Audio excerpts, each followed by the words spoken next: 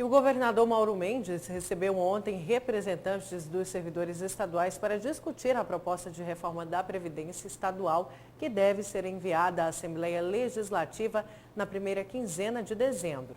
E é para falar sobre esse assunto que está aqui ao vivo no Jornal do Meio-Dia, o diretor-presidente do MTPrev, Eliton Souza. Boa tarde, presidente. Boa tarde, Lúcio. Boa tarde, Nayara. Boa tarde. Presidente, esse é um tema aí extremamente polêmico. Foi adiado um pouco o prazo da entrega desse projeto, digamos assim, na Assembleia Legislativa. E a opção do governo é de emenda constitucional, é isso? Pois bem. Uma emenda à Constituição. Exato. A princípio, né, esse assunto ele ainda está no âmbito do Conselho de Previdência. E no âmbito do Conselho de Previdência, o MTPrev ele fez todos os estudos técnicos, apresentou para a equipe do governo, apresentou para o próprio governador, que por sinal está capitaneando diretamente esse assunto, né, está conduzindo esse assunto, e foi apresentado ao Conselho de Previdência. Houve vistas, pedido de vista por parte de representantes dos poderes, que são membros desse conselho, né? E nós estaríamos aptos a chamar uma reunião extraordinária nessa próxima terça-feira. O governador, no entanto, recebeu os representantes do Fórum Sindical e numa reunião muito profícua, que aconteceu ontem pela manhã, ele concedeu um prazo um pouco maior para que o Fórum Sindical tenha tempo hábil para analisar melhor essa proposta e fazer alguma sugestão, né? Aí foi prorrogado para quinta-feira essa reunião. A proposta do governo do estado, ela acompanha a reforma da Previdência que foi feita em âmbito nacional? E como que os servidores, o senhor disse que a reunião fluiu, mas como que foi a resposta? Eles receberam esse projeto? Já deu para sentir um pouco do que aconteceu ontem, na reunião de ontem, do que deve ser enfrentado pelo governo daqui para frente? Sim. A proposta, ela acompanha, isso é bom ficar bem claro, que ela acompanha integralmente as regras que foram definidas pela PEC, que agora não é mais PEC, é a Emenda Constitucional 103. Né? É bom ressaltar que essa emenda que já está em vigência, ela hoje alcança 94% da população, ou seja, toda a iniciativa privada e os servidores públicos federais. Então, ela já está valendo para a grande maioria da população. E o que está se discutindo agora, o que ficou de fora, foi se os servidores públicos estaduais e municipais acompanhariam ou não essas regras. E a opção do governador foi adotar integralmente as regras que foram aprovadas e que já estão, e algumas delas, inclusive, já estão vigentes, inclusive para os servidores estaduais. Né? No Congresso ainda não foi aprovada aquela PEC paralela, não é isso? A PEC paralela, ela foi aprovada no Senado já. No Senado. No Senado. Ela agora está sendo encaminhada para a Câmara. Para a Câmara. O governo preferiu não esperar essa aprovação. Por quê, presidente? Na verdade, nós ainda estamos avaliando, o governador ainda está avaliando, o conselho ainda está avaliando. Por quê? Há uma certa indefinição de quando essa PEC passará pela Câmara, né? E se haverá alterações ou não. É sabido que nós temos um déficit mensal de 115 milhões, então assim, há uma necessidade urgente de fazer a implementação das reformas. No entanto, o que a PEC paralela traz diria assim que seria um pouco mais vantajoso, primeiro é que ela já vincula os municípios, cada município não teria a necessidade de fazer a sua própria reforma, ela já estaria vinculada, e o governo poderia encaminhar por meio de uma lei ordinária, né? Ou seja, muda o quórum, que neste momento nós estamos avaliando se encaminha uma PEC, né, que é um quórum qualificado, e a PEC paralela ela traz a questão de ser uma lei ordinária. O rombo da Previdência hoje é em torno aí de 1 bilhão e 300 milhões de reais. Exatamente. Esse é o rombo. A perspectiva, na verdade, ele é crescente, né? A perspectiva é nós fecharmos esse ano com algo em torno de 1 bi 300, o ano que vem 1 bi 400, mas em 2025 esse rombo ele dobra, ele vai para 2 bi 800. Fechando em 10 anos, em 2029, se nada for feito, nós fecharemos com um rombo de aproximadamente 5 bilhões ano. E o projeto, inclusive, o senhor trouxe aqui para a gente, mas eu acredito que isso deve ter sido apresentado para os servidores na reunião de ontem. Quais seriam as alternativas do Estado se a Previdência não fosse aprovada, se não for aprovada? Pois bem. Por exemplo.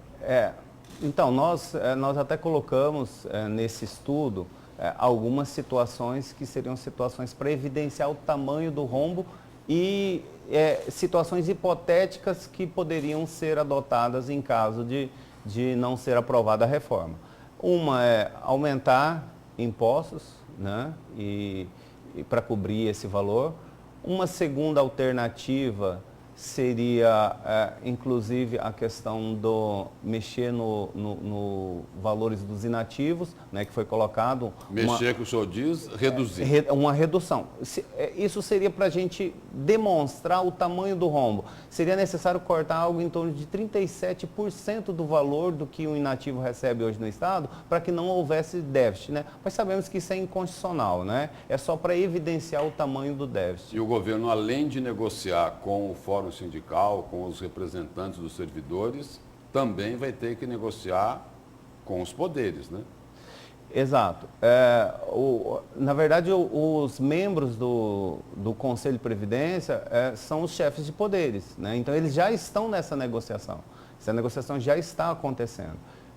Acontece que, com a aprovação da PEC 103, tornou-se obrigatório a vinda dos poderes para a unidade gestora única, que no caso é o MTPrev, né? A vinda dos poderes para o MTPrev. E aí para ser uma única previdência no estado de Mato Grosso. E aí todo mundo vai ter que colocar as cartas na mesa, não é isso? Exatamente.